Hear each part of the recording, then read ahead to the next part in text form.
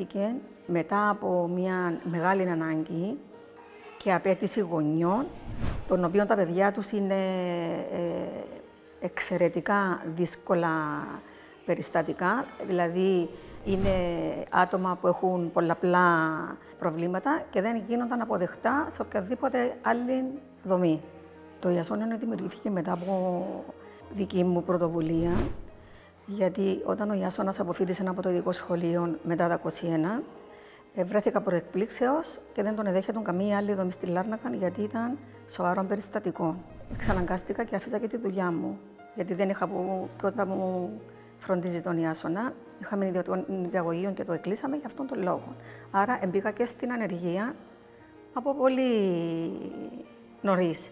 Όταν έβλεπα τον Ιάσονα στο σπίτι, με έπνιγε το άδικο και έλεγα γιατί το παιδί το δικό μου να μην έχει ένα χώρο να στεγαστεί. Και ξεκίνησα τις προσπάθειες μου. Συστάθηκε το σωματείο, το Διοικητικό Συμβούλιο και ξεκινήσαμε την εξέβρεση χώρου μέσω του Γραφείου Ευημερίας, το οποίο μας επαρχώρησε το συγκεκριμένο χώρο με εκμίσθωση και με ιδιωτικές πρωτοβουλίες και με βοήθεια των υπηρεσιών κοινωνικής ευημερίας καταφέραμε και ανακαινήσαμε το κτίριο το οποίο βρισκόμαστε τώρα μέσα. Στο χώρο εδώ φοιτούν τώρα 8 περιστατικά. Είναι περιστατικά τα οποία χρειάζονται συνεχή φροντίδα, μεγαλώνοντας τα προβλήματά τους είναι πιο πολλά και για τον λόγο αυτόν χρειάζεται το πρόγραμμα για να λειτουργήσει και αρκετών προσωπικών. Με αρκετά ψηλό κόστος λειτουργικών εξόδων και παρόλη την καταβολή της κρατικής χορηγίας την οποία λαμβάνουμε κάθε χρόνο, δεν είναι αρκετό και είμαστε υποχρεωμένοι με τον εθελοντισμό να προσπαθούμε να συμπληρώσουμε το άλλο ποσό που μας υπολείπεται. Είχαμε και την στήριξη του ραδιομαραθωνίου.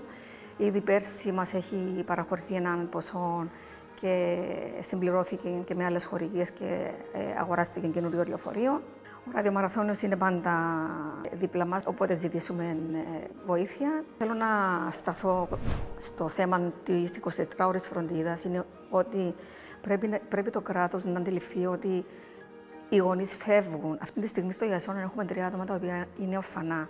Δεν μπορείς να ξέρεις την επόμενη μέρα τι θα ξημερώσει του άλλου γονιού. Σήμερα ήταν εμένα, αύριο μπορεί να είναι σε κάποιον άλλον. Άρα πρέπει το κράτος να έρθει αργός και να ετοιμάσει μικρά σπιτάκια, να τα στελεχώσει, να ξέρει ο κάθε γονιός ότι φεύγοντας, ότι το παιδί του θα είναι σε έναν χώρο ασφαλισμένο και τα χρόνια που του απομένουν να τα περάσει με αξιοπρέπεια. Γιατί εγώ προσωπικά για το παιδί μου αυτό ζητώ, ασφάλεια και σταθερότητα όσον αφορά το χώρο που να φοιτήσει.